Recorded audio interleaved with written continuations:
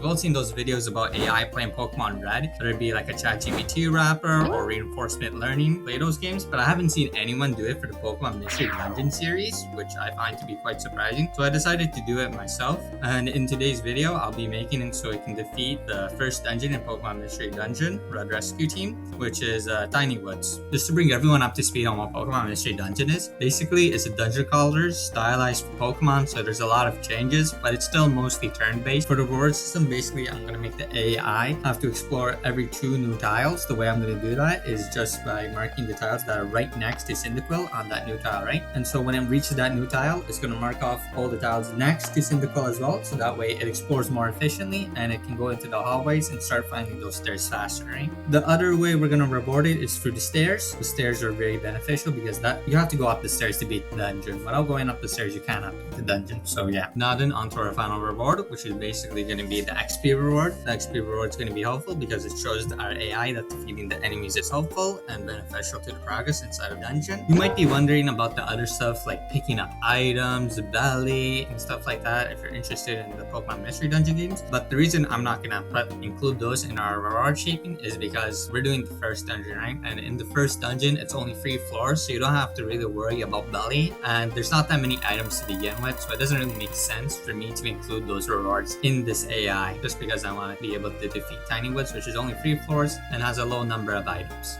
Now then, for our punishment, the AI is basically going to be punished for exiting the game using the Wonder Mail system, which happens a lot more than you would think would happen using the menu. And we don't want to see that happen because that just brings us back to the start of the dungeon and it didn't accomplish anything. So we're going to punish it for doing that. We're also going to punish it for dying because, you know, if you die, we didn't complete the dungeon. So we don't want to see that either. And that's pretty much it. We're not going to punish it for taking damage. We should have maybe, but I didn't feel like doing that. And there could have been a couple other punishments too, but I feel like this is fine for now. I feel like the punishment with the Wonder Mail system did come back to bite me later on, and you'll see that later. I'll talk about it. To help train the AI, I'll be running multiple instances of it, and I'll also be speeding up the game as well. The way the AI is going to be able to train is that we're going to be sending it a bunch of images, and it's going to evaluate its actions and how they impact the future. The images are all going to be grayscaled and scaled down, just so it's easier for my computer, and so the AI has to do less computations. Now then, for the Pokemon we're going to be using for the personality quiz, I just went random questions. I just did flippity and just selected whatever it landed on. And then I picked Bulbasaur just because he's my favorite Pokemon, right? So there wasn't really any careful consideration there. And because I have the greatest naming abilities ever,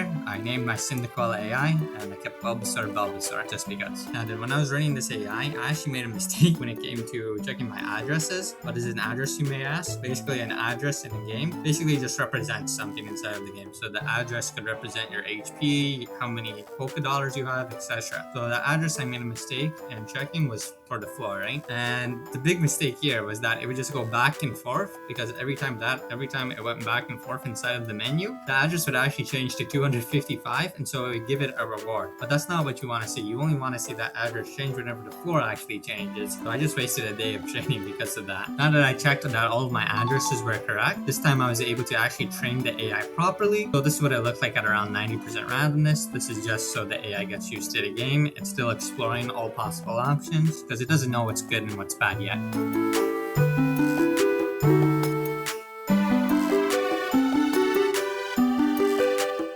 This is what it looks like at around 50% randomness. Here the AI can get really lucky and start winning a little bit, but it's not going to happen that often. This run just happened to be one of those lucky runs where it decided to win.